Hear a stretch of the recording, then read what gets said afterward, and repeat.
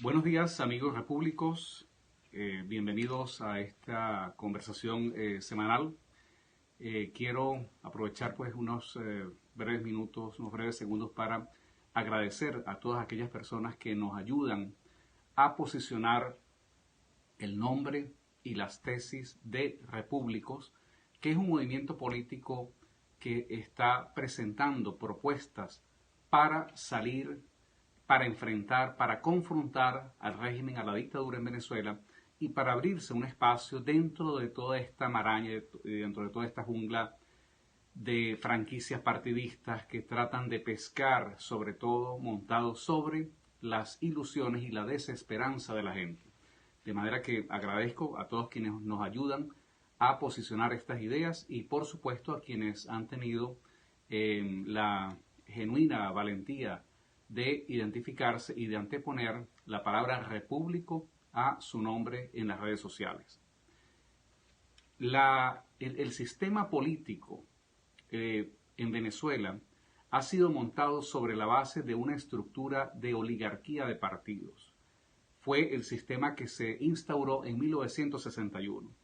Este sistema en el año 99, con el triunfo de Chávez en el año 98, sufrió una transformación que de dictadura, de oligarquía de varios partidos, fue prácticamente transformada a la oligarquía de un solo partido,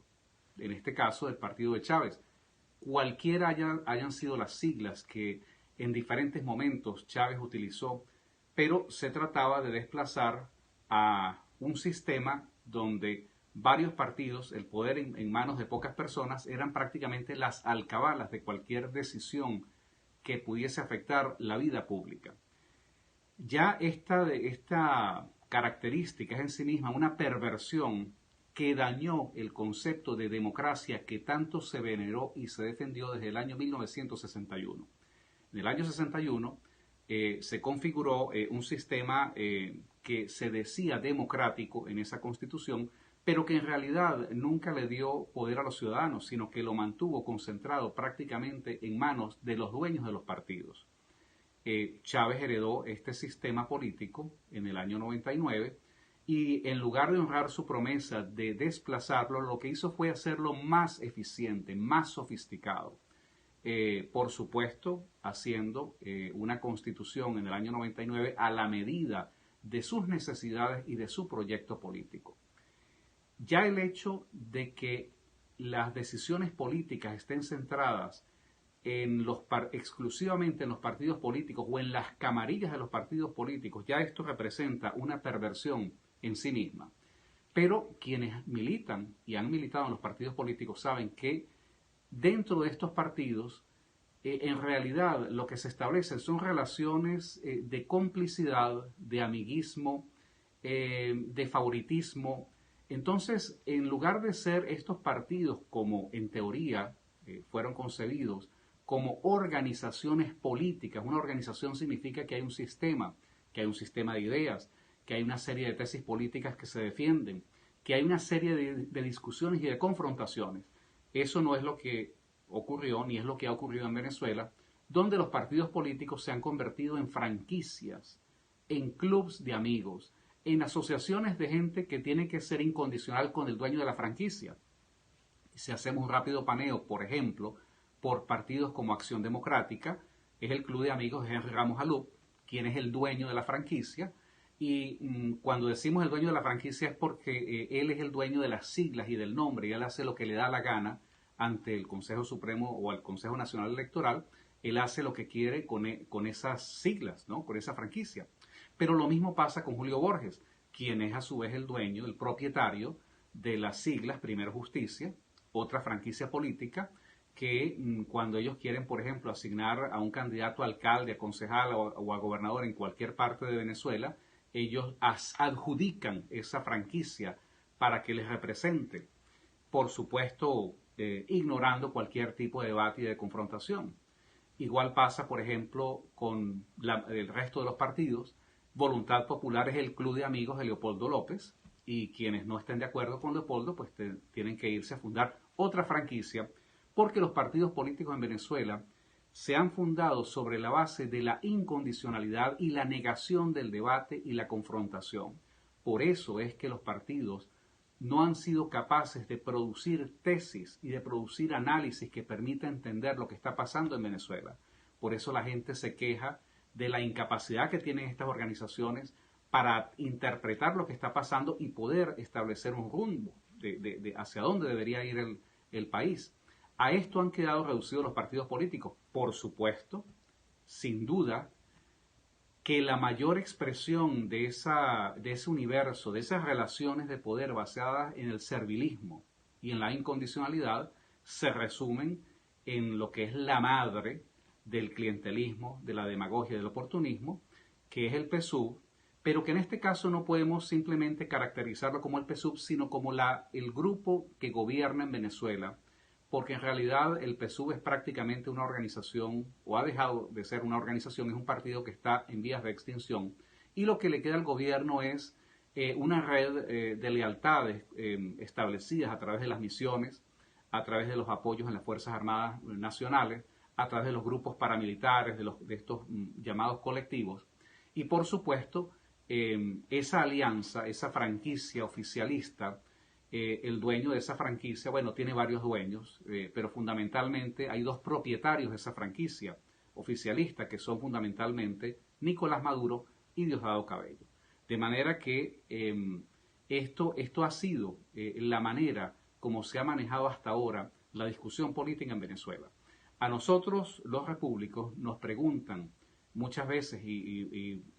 el viernes pasado que tuve la oportunidad de conversar y de discutir con Alberto Franceschi en su programa, varias personas nos preguntaron en el diálogo en YouTube preguntas que son pertinentes. La gente se pregunta, bueno, ¿ustedes por qué no forman parte de esa unidad? ¿Por qué no se unen? ¿Por qué ustedes no apoyan a María Corina Machado? ¿Por qué ustedes no apoyan a Leopoldo López, que está preso y está también luchando contra el régimen de Maduro? Y nosotros respondemos que nosotros hacemos política no sobre la base de cultivar simpatías o antipatías desde el punto de vista personal. Para nosotros la política es un ejercicio primero de lucha, de análisis y de acumular experiencia para entender una realidad material. Y partiendo de la comprensión de esa realidad material, nosotros proponemos una tesis. Por eso, para nosotros no se trata de que nos caiga bien o mal Ramos Alup,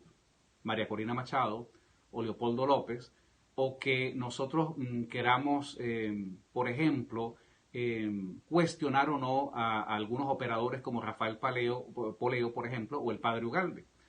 Para nosotros se trata de entender y de desagregar qué es lo que estas personas que he nombrado, entre otras, y podría nombrar a muchos otros más, qué es lo que ellos proponen, cuáles son las tesis que ellos están proponiendo, y en base al contraste entre lo que ellos están proponiendo y lo que ellos están tratando de hacer, contrastándolo con lo que nosotros hemos venido proponiendo, entonces nosotros establecemos una calibración y un juicio de valor. Y sobre esa base, y no sobre la base de una simpatía o antipatía personal, nosotros tomamos una decisión si nos parece pertinente o no expresar una identidad con esas posturas, o proceder a una confrontación definitiva para tratar de impedir que esas posiciones logren un espacio en la opinión y sigan confundiendo a la gente. Por eso nosotros, por ejemplo, no le abonamos ningún tipo de éxito a eso que está tratando de hacer la MUD, esa tesis fallida de escoger un vocero o un candidato presidencial, en primer lugar porque, bueno, no hay elecciones planteadas, pero en segundo lugar, si hubiesen elecciones planteadas, ¿cómo vamos a escoger un candidato que va a ser la expresión de qué tipo de política? De una política servilista, de una política entreguista, negociadora, de una política de transición, por ejemplo, con el régimen chavista para respetar la estructura fundamental mafiosa, financiera, militar del régimen, y simplemente tener la caparazón de un gobierno simplemente por decir que ese es gobierno.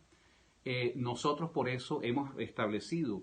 y hemos propuesto y hemos defendido y hemos argumentado una serie de tesis que nos diferencian sustancialmente de estos diferentes actores políticos que he mencionado. Por ejemplo, nosotros no podríamos formar parte jamás de una unidad con la MUD cuando la MUD está planteando una salida electoral con algunos vericuetos que incluyen una negociación y una cohabitación con el régimen, porque nosotros consideramos que el punto medular de esta confrontación tiene que ser destruir, desconocer la Constitución chavista de 1999 y destruir el Estado chavista en el cual es sostenido por esta pseudo legalidad. Entonces, en base a esa tesis, nosotros calibramos a estos actores políticos. ¿Están ellos dispuestos a asumir esa lucha? Si no están dispuestos, por supuesto, no vemos ninguna pertinencia en formar parte de esa unidad. Muchas personas nos preguntan, bueno, ¿y por qué ustedes no apoyan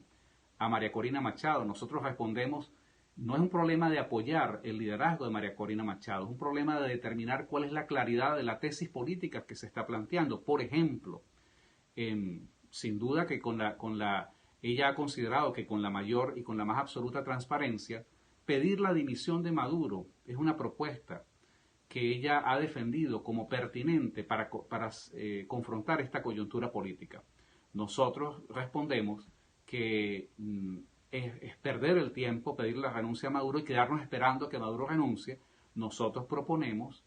alentar una rebelión civil y militar para derrocar al gobierno por la vía de la fuerza.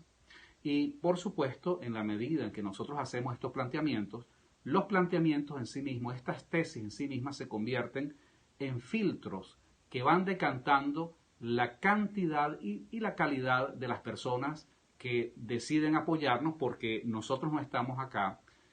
para crear y para vender falsas expectativas. Por eso, una de las cosas que nos diferencia del resto de los actores políticos es que nosotros no estamos definiendo el éxito o el fracaso de nuestra propuesta en base a un liderazgo personal, sino en base a la claridad y la transparencia en las ideas. La gente sabe que desde el principio los repúblicos en Venezuela hemos propuesto desconocer la Constitución del año 99, destruir las estructuras financieras, políticas del Estado chavista, y eso lo hemos planteado en términos muy concretos con una política que ha sido inequívoca, que ha sido consistente, que ha sido consecuente, llamando a desconocer el régimen político y que se ha traducido en llamando a la abstención, que inclusive nosotros podemos reivindicar que hemos logrado arrastrar a otras posiciones más inspiradas en el oportunismo y en la blandenguería, que les ha tocado que, aunque sea en forma tímida, apoyar el no participar en unas elecciones. Esta es una consideración que es importante para que las personas que nos están evaluando y para que los repúblicos puedan entender cómo nosotros tomamos la decisión de expresar apoyo a una tesis política o cuando decidimos confrontarla. La síntesis de mi planteamiento para todos ustedes el día de hoy es que nosotros los repúblicos no podemos tomar decisiones en base a un liderazgo personal o al nivel de simpatía o de simpatía que se pueda tener por un dirigente político, sino que para nosotros lo determinante es cuál es la tesis, cuál es el programa, cuál es la propuesta y la acción que acompaña la narrativa, el discurso político de este dirigente. Y en base a eso nosotros confrontamos, porque nosotros no vamos acá simplemente a participar en un torneo de halagos, lo cual no nos interesa. Nosotros queremos confrontar y a partir del debate y de la confrontación encontrar no solamente las mejores tesis, sino las mejores ideas, la forma más idónea para, en primer lugar, derrocar por la vía de la fuerza legítima que impulse el pueblo venezolano, derrocar a la dictadura de Nicolás Maduro y acumular fuerzas suficientes para construir una nueva república sobre bases de libertad política, de igualdad ante la ley, y una nueva república que pueda superar estas odiosas contradicciones que fueron creadas por los partidos en la Constitución del año 61, que fueron heredadas por Chávez y fueron hechas más eficientes en la Constitución del año 99 y que lamentablemente pretenden ser reeditadas por quienes intentan desplazar al chavismo del poder, pero manteniendo intactas estas estructuras de poder, lo que significa prácticamente reconocer que podemos estar con estas fórmulas negociadores y electorales frente a un chavismo sin Chávez. Nosotros proponemos, por eso, en la síntesis del planteamiento que les presento el día de hoy, por eso es que frente a las tesis de negociaciones y de elecciones, hemos propuesto